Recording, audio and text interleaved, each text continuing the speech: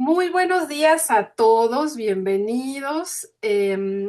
Estamos aquí en las sesiones de educación médica continua de los sábados y pues me complace mucho presentar uno de nuestros alumnos del Diplomado de Cuidados Neurocríticos Pediátricos, el doctor Víctor López. Él nos va a platicar sobre un artículo muy interesante que tiene que ver sobre la relación pulmón-cerebro. Y pues obviamente, Víctor, te doy la bienvenida, te doy las gracias por tu tiempo, tu esfuerzo.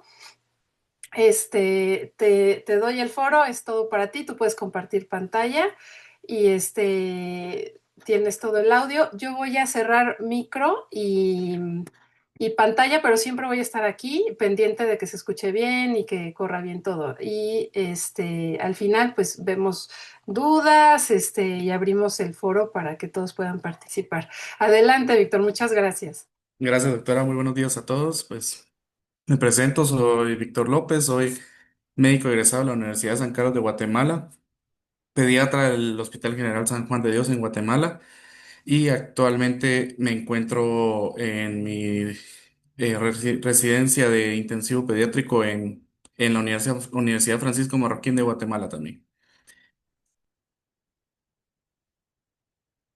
Voy a compartir mi pantalla para que todos podamos ver la presentación.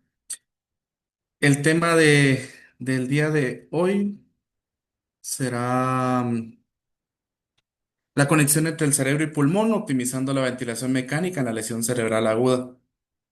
Será una revisión un poco rápida y concisa acerca de los temas de la ventilación asociados al cerebro que se encuentra con lesión cerebral aguda y cómo estos parámetros ventilatorios pueden influir en nuestros pacientes.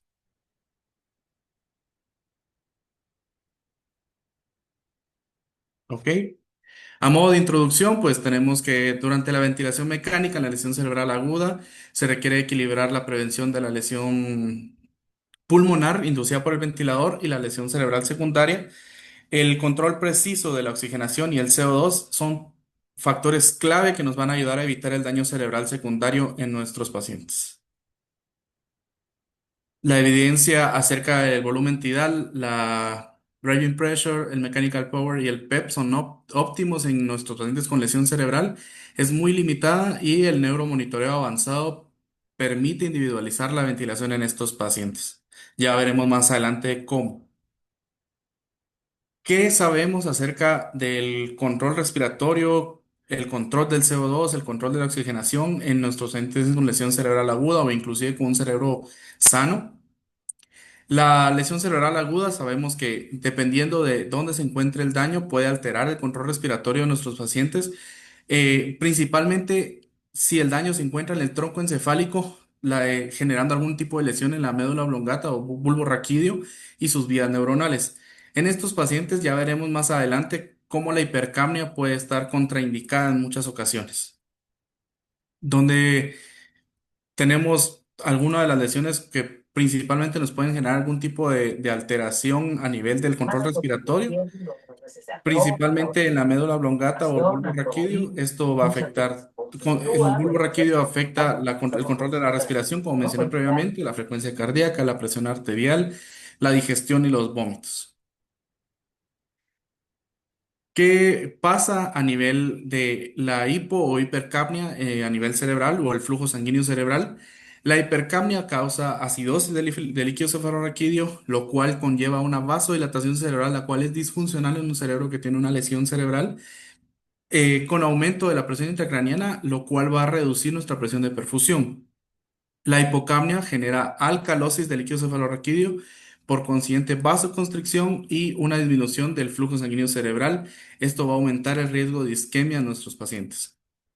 La autorregulación del CO2 se da principalmente entre valores entre 30 y 40 milímetros de mercurio, con un control óptimo entre 32 a 35 milímetros de mercurio. Sin embargo, en estos rangos que mencioné, van a haber modificaciones muy sutiles de la presión de perfusión cerebral. Sin embargo, arriba de 45 milímetros de mercurio, cada milímetro de mercurio va a generar un cambio abismal en nuestra perfusión. De una manera un poco más gráfica, podemos observar que durante la lesión cerebral aguda existe un insulto primario que puede ser trauma, isquemia, hemorragia o infección. Esto nos conlleva a una lesión secundaria que es la que nosotros en ese momento estamos intentando evitar, los cuales los factores que principalmente nos ocasionan estas lesiones secundarias son el aumento de la presión intracraniana y la disminución de la perfusión cerebral. Esto nos va a llevar a las diferentes objetivos o metas que tenemos en la ventilación, como son la hipercapnia. Esto, ¿qué problemas o qué alteraciones nos va a dar a nivel cerebral? Esto va a aumentar el nivel de CO2, va a generar vasodilatación, como mencioné previamente, y un aumento de la presión intracraniana. La hipocapnia, de manera contraria, va a disminuir el CO2, va a generar vasoconstricción cerebral y va a aumentar el riesgo de isquemia. Los niveles de oxigenación son muy variables, pero realmente vamos a ver un poquito más adelante qué rangos debemos de mantener y qué podemos esperar al alterar esos rangos tanto hacia arriba o hacia abajo de nuestros pacientes y en qué rangos de saturación debemos de mantenernos. ¿Qué es lo que pasa con el oxígeno? Una PaO2 por debajo de 50 milímetros de mercurio genera una vasodilatación cerebral y por consiguiente aumento del riesgo de isquemia por la disminución de la perfusión. La PaO2 arriba de 300 milímetros de mercurio puede reducir el flujo sanguíneo cerebral en un 10 a 15%. Esto secundario a la depresión del óxido nítrico y al vasoespasmo que esto va a generar en nuestros pacientes. El rango óptimo que debemos de mantener con respecto a la PaO2 es entre 80 y Hijo, 120 milímetros de pero mercurio, habiendo aunque decidido hay abandonar mi estudios en los que trabajo se ha para quedarme identificado contigo, que estoy rangos enamoramiento, me entre cambio de 100 y país. 200 milímetros de Oiga, mercurio caballero, pueden no generar cambios significativos a nivel cerebral en muchos de los pacientes. Se debe evitar tanto la hipoxia como la hiperoxia prolongada, porque cualquiera de estos dos puntos pueden generar cambios irreversibles a nivel cerebral. ¿De qué manera llega el oxígeno a nuestro cerebro y de qué manera se difunde hacia el tejido y cómo se utiliza a nivel mitocondrial? Existen tres pasos principales para poder llevar el oxígeno desde el área ambiente hasta la utilización mitocondrial del oxígeno para generar ATP y el funcionamiento adecuado de las células. Tenemos que A nivel ambiente tenemos una PaO2 aproximada de 150 milímetros de mercurio, la cual al difundir hacia el espacio alveolar se reduce hasta 103 milímetros de mercurio. Posterior a esto, al pasar a nivel arteriolar, hay un descenso muy sutil de la presión de oxígeno hasta 98 milímetros de mercurio. Aquí en este punto es donde se da el primer paso de nuestro transporte de oxígeno hasta el cerebro, con un transporte convectivo en donde el oxígeno se une a la hemoglobina y pasa a través del torrente sanguíneo hasta llegar a los vasos del capilares de nivel cerebral, en donde por difusión, por medio de un gradiente que se genera entre el CO2 y el oxígeno, se difunde hacia el tejido cerebral y de 98 milímetros de mercurio que teníamos de transporte convectivo se ve reducido hasta 25 milímetros de mercurio a nivel cerebral. Posterior a eso, el transporte se da a través de las cadenas de electrones hacia la mitocondria y eso se reduce hasta un 2 o 3 milímetros de mercurio en donde se ve utilizado para los diferentes procesos intracelulares. Ya de una manera un poco más desglosada, ¿en qué consiste cada uno de los transportes, de los pasos para el transporte de oxígeno cerebral? El primer paso, pues el transporte convectivo. Sabemos que el transporte de oxígeno a través del cerebro se da por dos principales factores. Uno es el flujo sanguíneo cerebral y el otro es la concentración arterial de oxígeno, como mencioné previamente, que es aproximadamente 98 milímetros de mercurio. El contenido arterial de oxígeno, sabemos que debido a el oxígeno disuelto y el unido de hemoglobina, sabemos que es desglosada la fórmula 1,34 por la saturación por la hemoglobina más 0,003, que es de constante solubilidad de Bunsen, por la presión parcial de oxígeno a nivel arterial. ¿De qué manera influye un cambio en tanto en el CO2 o en el oxígeno en los rangos que mencionamos previamente, por arriba o por debajo? Cada cambio, ya sea de 1 milímetro hacia arriba o 1 milímetro hacia abajo de CO2, aumenta aproximadamente entre un 4 a 8% o disminuye de 1 a 4% el flujo sanguíneo cerebral por cada milímetro de mercurio que vamos a tener por arriba de 45 o por debajo de 30 milímetros de mercurio. Por cada disminución de 1% del contenido arterial de oxígeno, se genera un aumento del 2% en el flujo sanguíneo cerebral, lo cual puede ocasionar que tengamos más riesgo de algún tipo de sangrado o aumentar el edema cerebral. Existen diferentes estudios en los que han tenido la posibilidad de experimentar acerca de los rangos adecuados de presión de oxígeno, y tenemos que en el estudio Box tenían dos grupos de pacientes. Un grupo en el que probaron mantener una PaO2 entre 68 y 75 milímetros de mercurio contra un grupo control en donde tuvieron una PaO2 más estricta entre 98 y 105 milímetros de mercurio. Sin embargo, en ninguno de los dos grupos se vio ninguna diferencia en desenlace neurológico, pero si tenemos en cuenta que los rangos que podemos aceptar son entre 60 y 100 milímetros de mercurio, probablemente estos rangos se vean dentro de esos parámetros. En el estudio EXACT también pusieron en tela de juicio cuál era la saturación adecuada periférica en cada uno de los grupos de pacientes de 97% contra 99%, y de igual manera no se observó ningún beneficio en la supervivencia de los pacientes con lesión cerebral. En cambio, factores clave como la anemia aguda pueden reducir el transporte de oxígeno por la disminución en el cotransportador que es la hemoglobina, y esto puede hacer que el flujo sanguíneo cerebral en ese momento agudo sea insuficiente los mecanismos de autorregulación para poder mantenerse. De una manera un poco más gráfica, podemos observar en este lado el flujo sanguíneo cerebral y estos los principales factores que podemos nosotros controlar durante el monitoreo, en donde tenemos que el aumento de la presión arterial media puede hacer que aumente el flujo sanguíneo cerebral hasta cierto punto. Sin embargo, si ustedes observan bien la curva, el aumento del flujo sanguíneo cerebral comparado con la presión arterial media es muy sutil. En cambio, al momento de disminuir la presión arterial media, el descenso es abismal.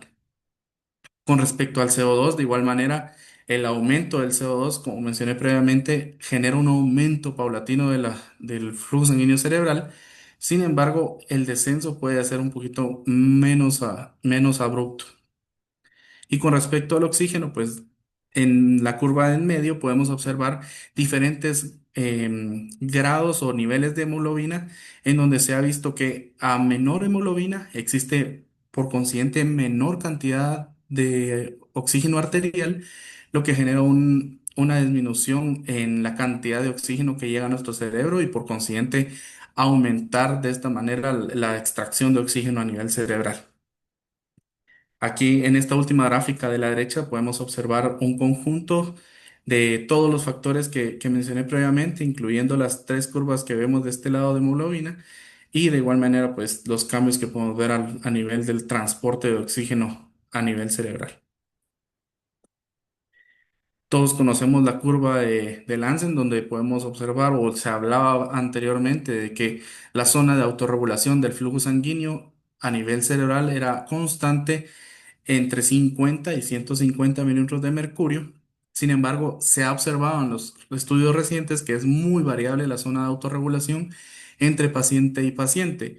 Esto quiere decir que hay pacientes en los cuales necesitan por lo menos 60 milímetros de mercurio para no generar este descenso en el flujo sanguíneo cerebral, y hay pacientes que necesitan por lo menos 100 milímetros de mercurio para no generar este descenso. Entonces, muchas veces la presión arterial media de 65 milímetros de mercurio como objetivo de reanimación en pacientes en cuadros de choque probablemente no sea suficiente para mantener un flujo sanguíneo cerebral adecuado. La segunda etapa, la difusión de oxígeno, la segunda etapa del transporte es la difusión, en donde el 25% del oxígeno que difunde al tejido cerebral se ve difundido. Esto se logra a través de la ley de Fick, en donde la difusión de ese oxígeno se ve asociada al área de difusión que va a verse expuesta, el coeficiente de difusión, el gradiente de difusión y el grosor de la barrera de difusión. Nosotros como médicos y como probablemente intensivistas tenemos el gran reto de manejar el grosor de la barrera de difusión. Esto es un factor que nosotros podemos ayudar a mejorar al dar el tratamiento de la terapia osmolar, la solución hipertónica, en algunas ocasiones inclusive o manitol. Esto para disminuir el grosor de la barrera y mejorar de esa manera la difusión de oxígeno a nivel cerebral. Mientras menos edema haya a nivel perivascular o microtrombosis que genere el cerebro, va a haber una mejor difusión de oxígeno y por consiguiente una mayor cantidad de oxígeno para poder ser utilizado. Por último, pues la tercera etapa es la utilización de este oxígeno a nivel mitocondrial. El consumo del oxígeno se da mayormente en la sustancia gris, debido a que en esta sustancia gris se concentran las neuronas y la glía, y la sustancia blanca, pues que principalmente son axones y vainas mielinizadas. ¿Qué sucede al momento de tener una disfunción de la utilización de oxígeno a nivel mitocondrial? Tenemos que diferentes enzimas y factores de producción de proteínas se ven alterados. Principalmente uno de estos es la piruvato deshidrogenasa, lo cual nos lleva a un aumento en la acumulación de exsucinato. Esto va a generar un aumento también de la producción de especies reactivas de oxígeno, por consiguiente una liberación de calcio intracelular, liberación de citocromo C a través de la membrana mitocondrial y, inicio de la señal de apoptosis a nivel del citoplasma de las células. Entonces, muchos estudios se han encargado de buscar de qué manera se elimina o se detiene la producción de citocromo C, se detiene la producción de succinato, se detiene o mejora la función de la piruvato desherogenasa y la producción de especies reactivas de oxígeno para principalmente disminuir la apoptosis a nivel neuronal, que como ya sabemos las neuronas no se regeneran y pueden llegar a disminuir su cantidad de conexiones a través de los axones. En esta gráfica podemos observar los diferentes estudios que se han realizado para evitar o mejorar la función de la mitocondria y la utilización de oxígeno, en donde se ha utilizado ciclosporina A para disminuir la salida del citocromo 6, disminuir la señalización de apoptosis. Sin embargo, no se ha identificado ningún beneficio con estos estudios. Tanto la vitamina C, tiamina para mejorar la función de la piruvato deshidrogenasa, el dimetilmalonato para disminuir la producción de succinato y la coenzima Q10 para mejorar el transporte de electrones a nivel de la cadena intermembrana. Sin embargo, como vuelvo a mencionar, ninguno de estos métodos o medicaciones han sido efectivos para disminuir la señalización de apoptosis a nivel neuronal, por lo cual es muy importante mantener un cerebro bien perfundido y con utilización adecuada del oxígeno. ¿Qué pasa con la ventilación mecánica en la lesión cerebral aguda? Sabemos que el volumen tidal y el valor de PEP influyen mucho en la presión intracraniana y lo hacen de manera opuesta. Al aumentar el PEP en nuestros ventiladores, esto va a hacer que se aumente la presión intracraniana por aumento de la presión intratorácica, reduciendo el retorno venoso y aumentando y disminuyendo el gasto cardíaco en muchas ocasiones, principalmente de pacientes con hipovolemia, que en donde podemos ver un factor más aumentado de este trastorno del aumentar el PEP. También al aumentar el PEP tendemos a sobredistender áreas del pulmón, lo que va a generar una eliminación alterada del CO2. Y como ya vimos anteriormente, cada aumento del CO2 por arriba de 45 genera un aumento de 4 a 8% del flujo sanguíneo cerebral, lo que nos puede llevar por consiguiente a un aumento del edema, aumento de la presión intracraniana. De una manera más gráfica, nuevamente, tenemos que en la lesión cerebral aguda, los pacientes con un volumen tidal bajo pueden generar hipoventilación, disminuir el CO2 y esto va a reducir el riesgo de Billy. Sin embargo, ¿qué alteraciones habrán a nivel cerebral? aumento de la vasodilatación, aumento de la presión intracraneana y por consiguiente disminución del flujo sanguíneo cerebral, haciéndolos más propensos a isquemia. Cuando aumentamos el volumen tidal, tenemos que va a aumentar la PaO2, va a disminuir el riesgo de edema y atelectasias y va a aumentar el riesgo de Billy, pero vamos a tener por consiguiente alteraciones cerebrales con aumento de la presión intracraniana y disminución de la presión de perfusión. El PEP bajo va a reducir el riesgo, va a aumentar el riesgo de atelectasias y va a tener un PaO2 adecuado, reducido o adecuado. Sin embargo, también mantener implicaciones a nivel cerebral con disminución de la presión intracraniana y disminución de la presión de perfusión. Y el PEP alto, como mencioné previamente, pues va a generar un aumento de la PaO2, pero vamos a tener un aumento de la presión intratorácica. Eso va a disminuir el retorno venoso y aumentar la presión de perfusión cerebral y la presión intracraniana y disminuir la presión de perfusión cerebral. Existe daño propiamente del cerebro hacia el control respiratorio, lo que va a generar aumento de la capilaridad a nivel de los vasos pulmonares. Esto va a hacer que haya edema, más atelectasias e inflamación a nivel pulmonar. Sí, es un sistema que se da de una manera ambigua. ¿Qué diferentes escenarios clínicos y estrategias prácticas de la ventilación? Pues tenemos diferentes estudios nuevamente en los que se ha puesto en tela de juicio y en estudio cuáles son los parámetros ventilatorios adecuados para nuestros pacientes con lesión cerebral. Obviamente no existen parámetros que sean estrictos en este control del manejo de la lesión cerebral secundaria.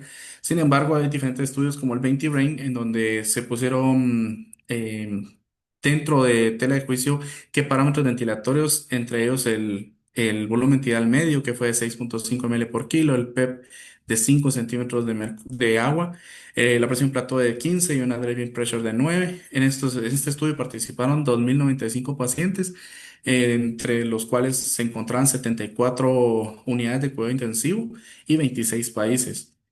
Los resultados de este estudio fueron que el PEP elevado se asocia a una mayor mortalidad y el volumen tidal más alto, paradójicamente con el PEP, se asoció con menor mortalidad.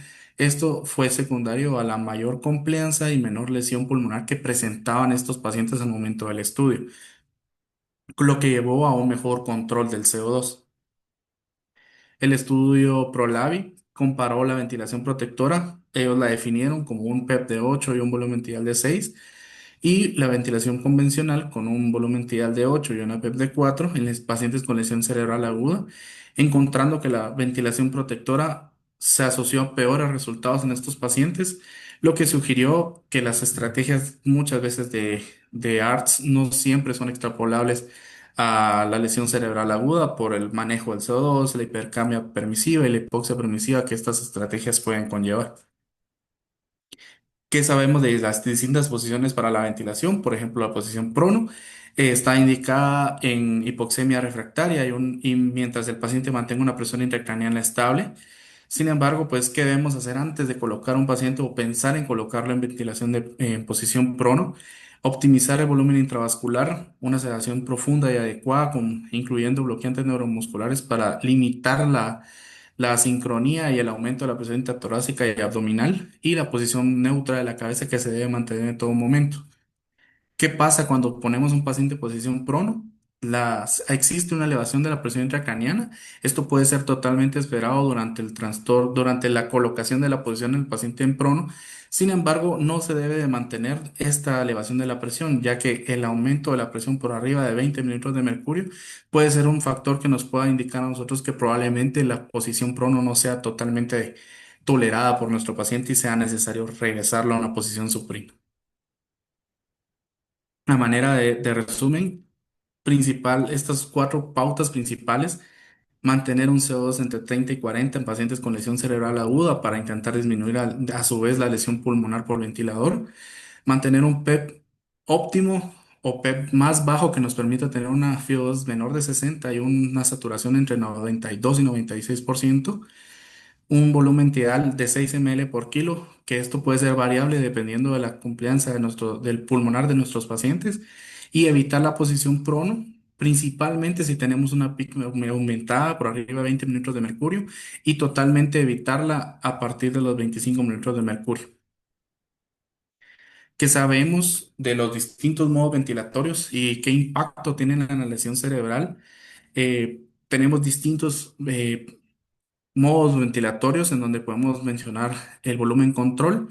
¿Qué mecanismo? Pues ya sabemos que podemos manejar un volumen fijo, sin embargo, tenemos limitaciones y beneficios. Entre los beneficios de cada una de las ventilaciones, pues en volumen control, el control del CO2 va a ser más estable porque tenemos un volumen tidal fijo, sin embargo, va a aumentarnos el chance de barotrauma o volutrauma.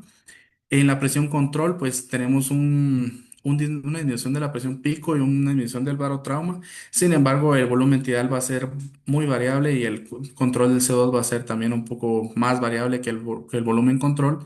La presión soporte da un poco más de confort al momento del destete del paciente. Sin embargo, si nuestro paciente se encuentra con asincronía o inclusive si su esfuerzo respiratorio es muy elevado, esto va a aumentar la presión intratorácica y por consiguiente aumentar la presión intracraniana.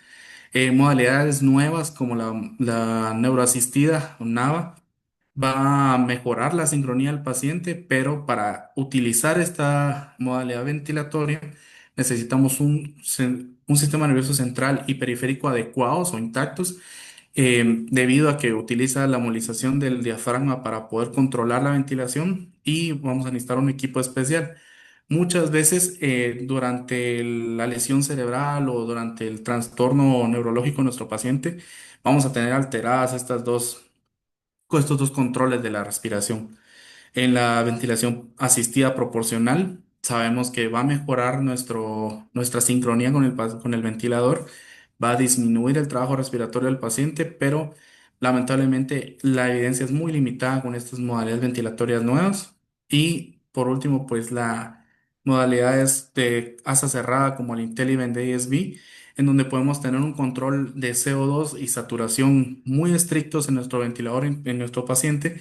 Sin embargo, hay muy poca evidencia y muy probablemente en nuestros países sea muy escasos los aparatos de este tipo de ventilación o sea muy difícil de conseguirlos. ¿Qué pasa cuando tenemos a un paciente durante la ventilación mecánica? Pues debemos de mejorar nuestro neuromonitoreo. Existen diferentes medidas de neuromonitoreo invasivas y no invasivas. Podemos monitorizar la presión intracraniana, la saturación del tejido cerebral de oxígeno, la saturación de la vena yugular y el Doppler transcraniano. Estos nos van a ayudar a evidenciar qué cambios ventilatorios, qué cambios a nivel cerebral estamos obteniendo a través de los cambios ventilatorios que estamos programando en nuestros pacientes. Probablemente lo que más a la mano podamos tener en esos momentos, si no contamos con un neurocirujano, si no contamos con colocación de un catéter a nivel de la vena yugular, probablemente lo más factible sea la medición de la vaina del nervio óptico o el índice de pulsatividad por Doppler transcraniano, en donde sabemos que pues al obtener medidas de la vaina nervio óptico, por lo menos en pacientes grandes o adultos arriba de 5 milímetros de mercurio, nos puede indicar un aumento de la presión intracraniana. El índice de pulsatividad, que si es arriba de 1,2, tenemos una presión intracraniana arriba de 20 milímetros de mercurio y 1,4 arriba de 30 milímetros de mercurio. Y el NIRS, pues que está limitado a regiones superficiales corticales del cerebro, sin embargo, al saber identificar esos trastornos o alteraciones del NIRS, podríamos intentar sugerir qué cambios adentro del cerebro estamos pudiendo observar con los cambios a nivel ventilatorio. Algunos pros y contras de cada uno de de las partes del neuromonitoreo, tanto invasivos como no invasivos. Pues la presión de la medición de la presión intracraniana, algunos pros es que es un dato continuo que se hace directo al tejido cerebral. Sin embargo, puede ser que, como mencioné previamente, no tengamos quien coloque el catéter o inclusive que el costo sea muy alto para nuestros centros hospitalarios o la medición va a ser invasiva, ¿verdad? Con respecto al NIRS, pues es una medición continua, pues, no invasiva. Sin embargo, pueden haber muchos factores que alteren la medición del NIRS, tanto como El tamaño o el grosor de la calota ósea puede ser también indicación de si existe algún tipo de hemorragia subdural o perdón, epidural. Esto puede generar algún tipo de alteración al nivel de la medición del NIRS. La, la colocación de un catéter en el bulbo la yugular para mediciones. Sin embargo, esto no va a ser continuo, va a ser una medición intermitente de la oxigenación a nivel de esta vena. Y esto puede también generar algún tipo de contraindicaciones, que puede ser incluso algún tipo de entrada de infecciones, ¿verdad? Y el Doppler transcraniano, que como les mencioné, puede que sea uno de los factores que más rápidamente o que más a la mano podemos tener en todos los centros. Y es una medida que, si bien es cierto, es muy indicativa de ciertos aumentos de la presión intracraniana, puede ser, dependiendo del técnico, puede ser muy alterada. En pediatría, pues la medición de la vaina del nervio óptico. Las medidas pueden ser menores a las del adulto. En pacientes menores a un año por arriba de 4 milímetros de mercurio, ya hablamos de una presión intracraniana elevada. En pacientes arriba de un año, arriba de 4,5, una presión intracraniana elevada. Y en pacientes adolescentes y adultos, arriba de 5,8 milímetros de mercurio, podemos observar una presión intracraniana elevada.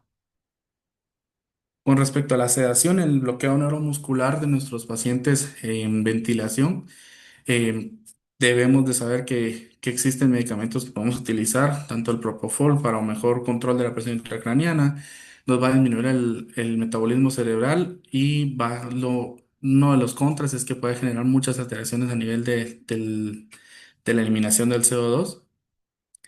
El midazolam, cuando tenemos un paciente con estabilidad hemodinámica, podemos utilizarlo para sedación. Sin embargo, debemos de saber que nos va a retrasar el despertar y nos va a prolongar probablemente la evaluación neurológica secundaria de nuestro paciente.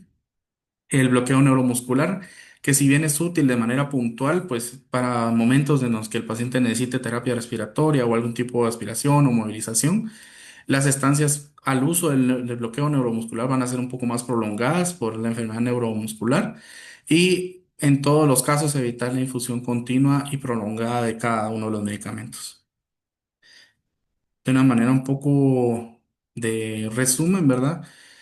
Tenemos que en un momento de evaluación primaria, en donde vemos que un paciente llega con un Glasgow disminuido, se toma la decisión de la ventilación.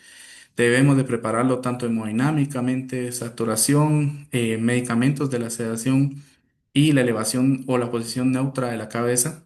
Se toma la decisión de la intubación, se procede a la secuencia de intubación rápida, se colocan y se modifican los parámetros ventilatorios que se van a utilizar, tanto ya sean en modalidades de asisto control o de presión soporte.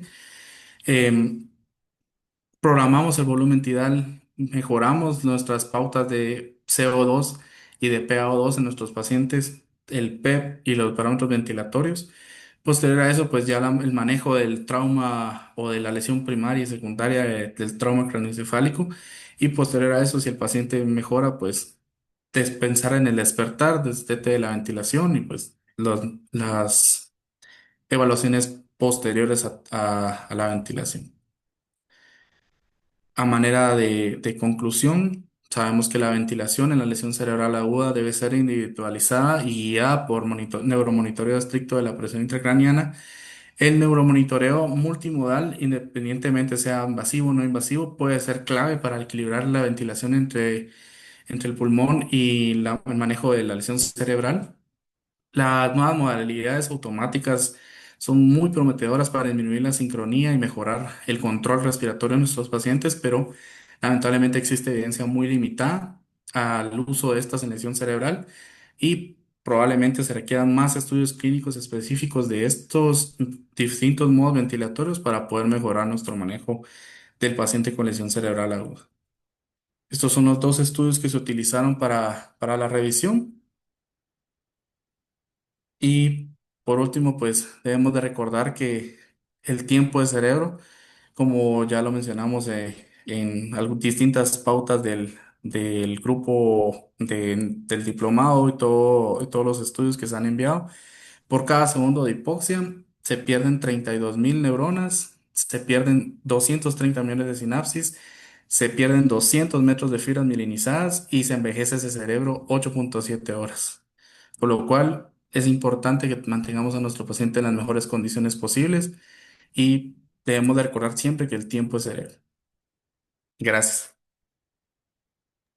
Muchas gracias, Víctor. Muy, muy linda tu clase. Tenemos aquí compañeros tuyos del diplomado y algunos invitados más. Abrimos la posibilidad de que participen, que colaboren, pregunten. Adelante, no sé si, mira, Marianela te manda muchos aplausos desde Uruguay, ¿verdad, Marianela? Tú eres Gracias. para allá. Sí, sí. Estuvo muy linda tu clase. Este, mm, el tema de la ventilación, pues es como de lo principal, ¿no? Porque ya sabemos que oxigenación y perfusión son los pilares fundamentales del tratamiento inicial, ¿no? O sea, eso tiene que quedar así súper mega básico, ¿no? ¿Qué te puedo aportar yo? A ver, ¿qué te puedo regalar? Tú me diste un regalo, yo también te quiero dar un regalo. Bueno, mira, habitualmente si tú lees los textos, te vas a encontrar que las recomendaciones están en kilopascales, ¿no? No sé si de repente te has encontrado pues esta circunstancia, ¿no? Entonces, sí tenemos que conocer nosotros como intensivistas cómo generar esa conversión de kilopascales. ¿Por qué? Porque hablan de kilopascales para la presión arterial de oxígeno y hablan en kilopascales para la presión arterial de CO2, ¿no? De dióxido de carbono. Entonces, generalmente, sí te recomiendan estar en cuanto a presión arterial de oxígeno arriba de 11 11 kilopascales. Entonces, ¿cómo haces la conversión? Acuérdate que un kilopascal de oxígeno son 7.5 milímetros de mercurio, ¿no? Entonces, efectivamente, estamos en un rango que te dan estas recomendaciones de 80 a 120 milímetros de mercurio, o sea, de 80, o sea, 11 kilopascales, la transformación sería 82 milímetros de mercurio, ¿no? Pero efectivamente te dicen ten mucho cuidado porque no se trata de que por más mejor, o sea, sí tienes que cuidar que no esté hiperoxémico. Y el texto efectivamente te dice que pues por arriba de 300 ya la cosa ya no puede pintar bien. Es lejos de ayudar, también puedes perjudicar. Entonces sí, sí debe de haber un techo. Claro que 300 pues es un techo enorme, ¿no? Entonces aquí efectivamente el artículo te recomienda un rango de 80 a 120, pues ideal, tu normalidad, ¿no? 80 a 100.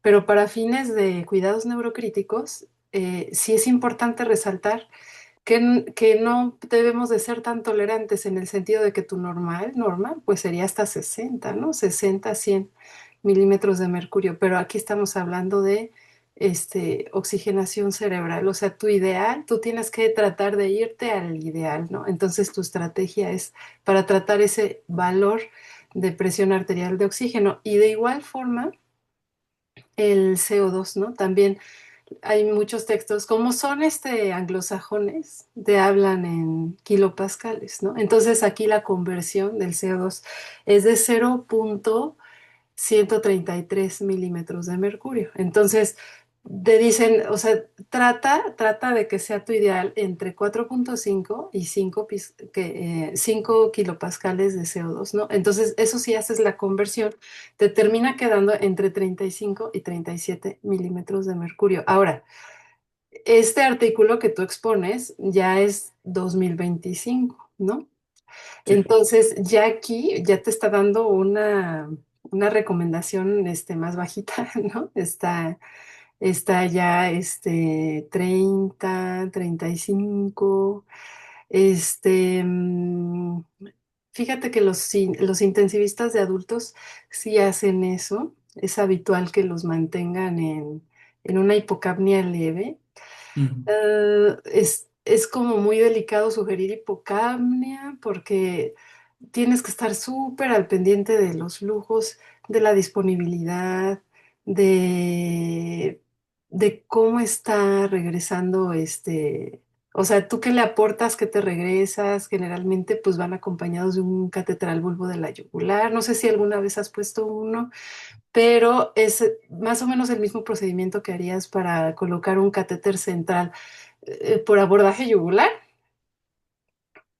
pero al revés. O sea, en lugar de ir para abajo, o sea, vas para arriba, ¿no? Entonces, lo sitúas justo en la punta a nivel del bulbo a la yugular. Entonces, si tú tomas gasometrías venosas de tu catéter, que tu punta está hacia el bulbo de la yugular, entonces vas a obtener una saturación venosa del bulbo de la yugular, ¿no? Entonces, sí puedes hacer tú el ejercicio de hacer una diferencia arterio bulbo de oxígeno para empezar a tener una idea de la extracción de oxígeno cerebral de un hemisferio, nada más, porque no puedes poner dos bulbos, Vic. O sea, sí hay que cuidar que el retorno, o sea, el flujo sanguíneo de cerebro a corazón sea libre, ¿no? Entonces tienes que cuidar ahí, tienes que tomar en cuenta varias cosas. Pero bueno, regresando un poquito a los objetivos, entonces, este, yo creo que sí, este es un área de oportunidad para nosotros porque efectivamente hay que indagar el impacto de esos cambios de CO2 en cuestión de metabolismo cerebral. Entonces aquí nos falta en México lograr llegar al análisis de la diálisis cerebral, ¿no? O sea, eso todavía no llega a México, pero es algo muy útil para que tú identifiques si tienes una crisis energética. Entonces, ¿qué es eso de la crisis energética? O sea, eh, al final la neurona se alimenta de oxígeno, glucosa, y tú lo viste muy bien, ya a nivel de la mitocondria, ¿no? Ese proceso de respiración mitocondrial. Entonces, si eso no se lleva a cabo, pues estás en una crisis energética, ¿no? Y eso puede suceder si tu sustrato no está llegando. Aunque tú le estés dando la perfusión adecuada, sí puede ser que tú tengas toda la hemodinamia controlada, pero de todas maneras la neurona no está aprovechando, o sea, en algún punto se está bloqueando ese suplemento para que llegue a su objetivo final, ¿no? Entonces, aquí en México nos falta dar ese gran paso de lograr una diálisis cerebral para estar seguros de la relación piruvato-lactato, ¿no? Que no nos esté hablando de una crisis energética, ¿no? Pero bueno, mientras llegamos a ese punto, bueno, no sé, México y Latinoamérica, o sea, no sé, quizás haya alguien en toda en el continente americano que a lo mejor nos da la sorpresa, ¿no? Pues en nuestro hospital sí tiene diálisis cerebral. Hasta ahorita pues todavía no he sabido ni uno de Latinoamérica, pero bueno, pues si alguien por ahí sabe, me dice para rápidamente ponerme en contacto y poder conocer más del comportamiento, porque obviamente cada enfermedad pues va a tener su comportamiento particular, ¿no? Y en el caso de la autorregulación vascular cerebral, claro que tiene que ver pues tu presión de oxígeno, tu presión de CO2. Y la gráfica que mostraste es la gráfica de un adulto. ¿Por qué? Porque conocemos que el adulto tiene sus rangos entre 50 y 150. Y a partir de 150 para arriba, ya el flujo ya no está controlado y del otro lado, con menos de 50 milímetros de mercurio, ya tampoco alcanzan los mecanismos de compensación para preservar el flujo. Entonces, tenemos problemas en ambos lados. Pero en los niños es otro tema, Vic, porque, bueno, de entrada, pues es un mundo por conocer. Necesitamos empezar a conocerlo, o sea, no quiere decir que yo sea una experta jamás, o sea, jamás en la vida. O sea, lo tenemos que empezar a descifrar, ¿no? Lo que sí tenemos que saber es que la autorregulación vascular cerebral está presente desde el nacimiento.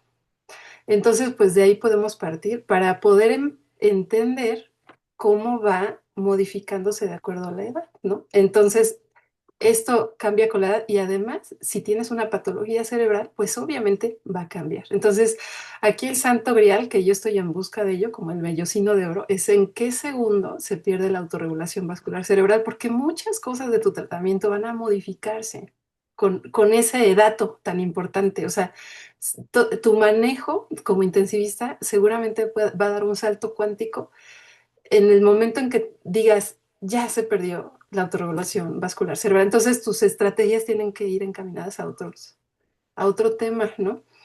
Más complejo, porque ya el cerebro ya no es capaz de hacer esa amortiguación, ¿no?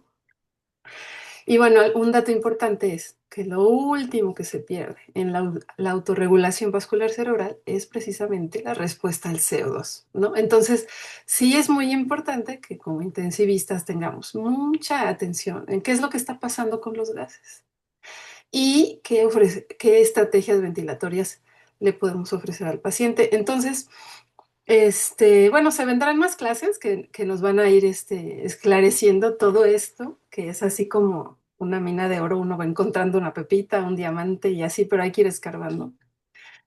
Y tiene mucho que ver, bueno, te adelanto un poquito, ahora sí que el spoiler, como dicen por ahí, te adelanto un poquito que tiene que ver también mucho el comportamiento de la complianza cerebral. Entonces, no es que te espantes con el PEP, ¿no? O sea, si de repente dices PEP con cerebro lastimado, no se lleva, o sea, es capaz, ¿no? De subirle el PEP, pero no, o sea, sí puede ser que puedas manejar el PEP en ciertos rangos, aunque tengas un cerebro con cierta lesión, ¿no? Pero, ¿de qué depende? Del comportamiento de tu complianza. Entonces, aguas cuando la complianza cerebral está perdida, porque ahí sí no te van a aguantar ascensos así como sin temor de la presión. Entonces, ¿cómo te puedes dar cuenta de todo eso? Pues con el monitoreo. Entonces, poco a poco vamos a identificar que sí es importante hacer un monitoreo invasivo, ¿no? Y por eso le ponemos línea arterial al paciente y por eso le ponemos presión intracraneana invasiva al paciente y eso nos va dando pistas de cómo está su circunstancia intracraneana y qué caminito va a ser el mejor, ¿no? Entonces, bueno, pues si alguien más quiere dar comentarios, adelante, el foro está abierto. Mira, te felicita también la doctora Erika. Última diapositiva, súper padre, felicidades. No, pues yo también te felicito mucho, Víctor. Estuvo muy bonita tu clase, muy bonita. Gracias. Y yo creo que así va a ser un sábado, todos los sábados. Mira, Mario quiere decir algo. Adelante, Mario. ¿Qué tal? Buen día. Igual me uno a las felicitaciones. No sé si se me está escuchando. Sí, Sí, se escucha. sí, te escuchas. Gracias. A mí ahorita me salió una duda en base a que pues nos ha tocado circunstancias en las cuales nos ha desgraciadamente tocado pacientes con trauma craneal grave, con edema cerebral evidentemente grave y con lesiones traumáticas pulmonares, que es lo más habitual, tórax inestable, hemorragias pulmonares postraumáticas. Y desgraciadamente por ahí también nos ha tocado en algunos en los cuales por alguna circunstancia hubo un proceso inflamatorio y nos hace SDRA, ¿no? Entonces es verdaderamente caótico y complicado porque, bueno, cada nosotros no disponemos de la monitorización que nosotros quisiéramos y ahorita que estamos precisamente tratando de aprender a hacer esto, las cosas mucho mejor, pues realmente de repente uno empieza a entrar en preocupación porque la pregunta es cómo lo voy a monitorizar. Y de repente yo digo, por la lesión pulmonar es un paciente que está teniendo mucho problema de hipoxia, no sabíamos, bueno, tratábamos de no tener que utilizar un PET alto, tratábamos de optimizarlo para poder tratar de ayudar en la oxigenación, pero llegaba el punto de que decía, bueno, lo que me queda es pronarlo. Y ahorita que hablamos con respecto a la pronación, de repente me empieza a decir, bueno, si yo lo prono y no tengo una PIC invasiva, ¿cómo lo voy a vigilar?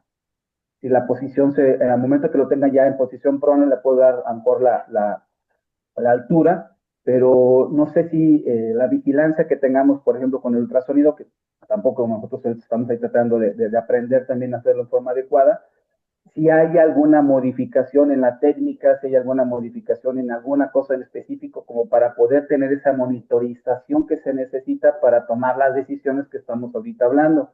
No sé si más o menos pude plantear un poquito mi inquietud, que ahorita me está generando hasta cierto grado de ansiedad. Calma, calma, Mario, calma. Este, bueno, gracias por la observación. Mira, al igual que tú, yo soy también alumna del doctor Carmona, o sea, vamos así, codo a codo aprendiendo de él.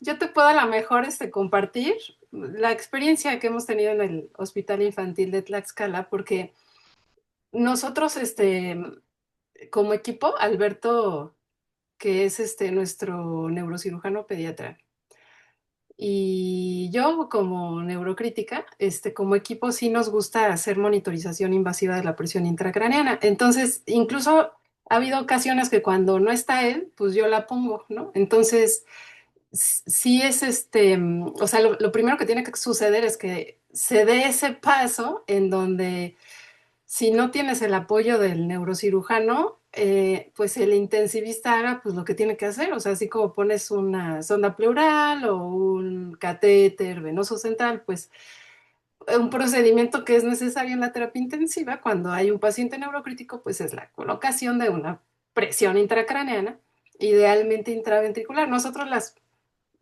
bueno, más él, pues, pero sí las he llegado a poner yo, colocar la presión intracraneana, pues, intraventricular, ¿no? Que sería lo ideal porque además te sirve, pues, de terapéutica. O sea, si está con hipertensión intracraneana, pues uno de los elementos terapéuticos, pues, es el drenaje de líquido cefalorraquídeo por la ventriculostomía externa. Entonces, respecto a esa pregunta, sí te puedo decir que sí los he llegado a pronar. O sea, sí ha llegado ese momento en que tienes pues tu hipertensión intracraneana y además tienes ese CDRA, ¿no? O sea, como ya sabes, la cerecita del pastel. Entonces tienes los dos problemas al mismo tiempo. Sí los he llegado a pronar y sí los he dejado pronados, o sea, porque es como con temor, dices, híjole, o sea, ya a ver si no me sale peor, ¿no? La estrategia. Y te quedas ahí un rato para ver la tolerancia y ver cómo se comporta la presión intracraneana. Pero sí, bueno, cuando me tocó, antes de eso lo hacía pues cuando estaba en la mañana, ahorita pues ya es raro que haga una cosa así, pero este, mm, sí observaba que mejoraba el intercambio de gases y, y sí continuaba con la estrategia, ¿no? En aquel entonces todavía no tenía yo la costumbre de hacerles flujos cerebrales a mis pacientes. Hubiera sido, por supuesto, maravilloso que además compaginara el comportamiento no solamente de las presiones intracraneanas, sino de los flujos, ¿no? Flujos cerebrales y las resistencias. Porque finalmente, bueno, nuestras camas en terapia intensiva no son como las que luego sacan así ER, United States, no sé si las has visto que está la cama y cuando quieren hacer cambios posicionales, literal gira toda la cama, Yeah. ¿no? Así, o sea, no tienes que hacer esa maniobra de voltear al paciente y se queda como con la cabeza así medio de ladito. O sea, hay camas que giran así como 180. Entonces, bueno, pues obviamente nosotros no tenemos esas camas, ¿no? Y no sé si en algún hospital de México existan esas camas, pero pues lo pronamos así, pues normal, o sea, se cambia la posición de boca arriba a boca abajo, pues tratando de tener todo el cuidado del mundo para que no se jale nada y le acomodas la cánula y todo, ¿no? Los catéteres, ¿no? Entonces, pues sí, o sea, sí da miedito tanto la movida, porque pues son pacientes muy graves, ¿no? Evidentemente están así en la línea, ¿no? Entonces, pues todo da miedo, pero pues te das cuenta de que si no haces como una cosa contundente, como esas, el caminito que va tendiendo al paciente es hacia la evolución a deteriorarse, ¿no? Entonces, pues yo he tenido la suerte de que no me fue tan mal y mejoraron las condiciones de intercambio de gases, inclusive se pudo bajar el ventilador, ¿no? Pudimos incluso regular un PEP que no estuviera tan altísimo. Entonces, pues fue positivo, ¿no? Fue positivo la experiencia. Entonces, si tú me dices, ¿lo volvería a hacer? Pues yo creo que sí. Claro que ahora, pues, observando más todos los demás elementos que ahora conozco para la neuromonitorización y para ver que el cerebro esté bien, ¿no? Porque también simplemente, o sea, al estar acostado boca abajo y estás como de ladito, o sea, ya el flujo, el retorno venoso, pues ya no es el mismo, ¿no? Y además, pues ya no lo puedes poner así como que a 30 grados, porque pues estaría así como arqueado para atrás, ¿no? Entonces, ya tiene que ser una posición más horizontal. Ahí en esos casos lo que hice, bueno, pero pues ya fue tema mío, ¿no? De intentar buscar como beneficios poquitos por aquí, poquitos por allá. Haces una inclinación de la cama, o sea, no puedes hacer Fowler, no puedes hacer Fowler así porque pues está boca abajo, ¿no? Pero pues vas inclinando un poquito la cama para que al menos quede la cabeza un poquito más arriba del nivel del corazón y tratar de ayudarle un poquito pues a que continúe el flujo de retorno venoso. Pero bueno, o sea, te comparto pues la experiencia, pero este, pues hay que irlo revisando porque tenemos que ir descubriendo el comportamiento pediátrico de acuerdo a la patología, de acuerdo a la edad, y de acuerdo a pues todos los elementos de neuromonitoreo posibles, ¿no? Por eso yo siempre los invito a monitoricen, por favor, para que se den cuenta de todo lo que pasa, porque es increíble todo lo que pasa que no nos damos cuenta por no monitorizarle todo, ¿no? Entonces, yo siempre he estado a favor de, o sea, ponle todo lo que le puedas poner, porque te vas a dar cuenta de muchas cosas que no te hubieras dado cuenta si no las tuvieran. Bueno, pues no sé si eso fue positivo el comentario para tu preocupación.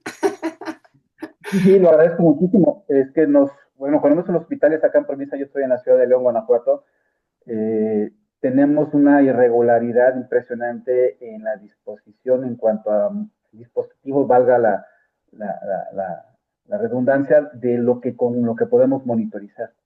Nosotros tenemos el Camino Monitor, el gran problema es que no nos compran los kits para el sensor, entonces eso lo tiene que comprar el familiar. Entonces es muy ocasional que el neurocirujano que está en la disposición de ponerlos, lo pongamos porque no hay con qué. Entonces estamos tratando de buscar otras formas de cómo estarlos monitorizando. Entonces no hemos podido convencer a los neurocirujanos que nos pongan los intraventriculares, no sé por qué no quieren. Pues ya hay Este, que ponerlos nosotros. Eso es lo que Sí, pasa. eso es lo que vamos a tener que terminar haciendo.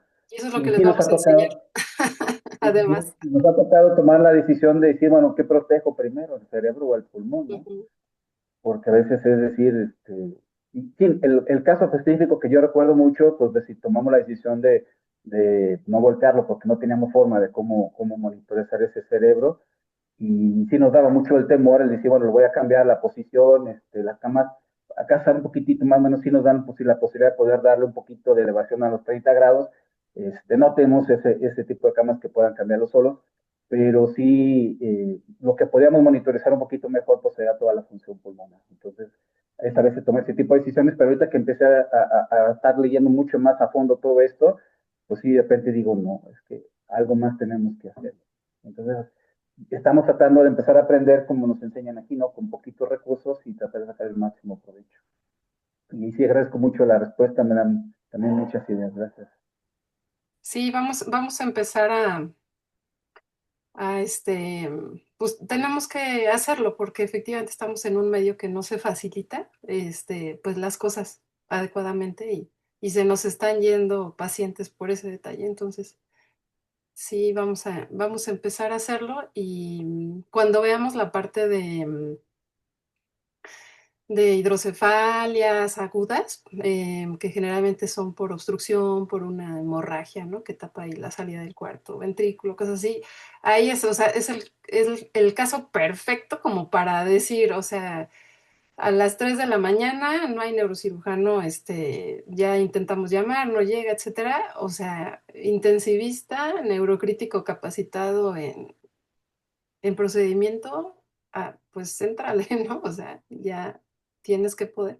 Claro que sí te tienes que pegar a tus neurocirujanos, pues, o sea, yo la verdad es que como vi esa necesidad desde hace muchos años en mi hospital, pues lo que hice fue hacer eso, o sea, empezar a entrar a quirófano, empezar a aprender, empezar. ¿Por qué? Porque pues nunca van a estar contigo cuando es la mera urgencia a la 1 de la mañana. Entonces, primero uno aprende, te guían y ya después ante la urgencia y ante que eres la única posibilidad que hay, porque no hay nadie más que lo ayude, o sea, el familiar acepta, aunque sepa que no eres neurocirujano, ¿no? Pero dice, soy lo único que hay, o sea, le estoy queriendo ayudar, o sea, no lo puedo trasladar a otro lado porque está muy mal, ¿no? Entonces, pues te dicen sí, tú ya estás capacitado y es el momento en que suceden la sorpresa, ¿no? Que resultó que le ayudaste.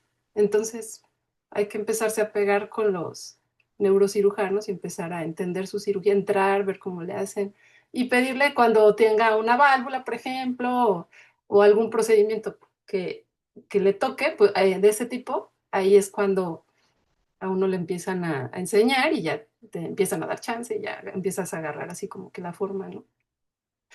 Pero sí, sí, hay que ver eso, es importante. A toda Latinoamérica, ¿eh? Porque pues estamos igual. Bueno, pues chicos, los quiero invitar a que se vuelvan a meter al Zoom. O sea, ahorita tengo que cerrar este Zoom. Se va a quedar todo grabado y lo vamos a compartir como las demás, los demás sábados de educación médica continua, pero a las 11:30 tenemos el Zoom con la doctora Rosalinda para ver lo de sus publicaciones, porque nos sigue diciendo cómo tiene que ir el proceso. Entonces, bueno, ahorita nos despedimos y les comparto el link del siguiente Zoom. ¿De acuerdo? Muchas felicidades, Víctor. Muchas gracias por tu clase, ¿eh? Gracias, doctora. Nos vemos en un rato. Gracias. Chao, chao. Nos vemos en 30 minutos con la doctora Rosalinda. ¿Vale? Chao, chao.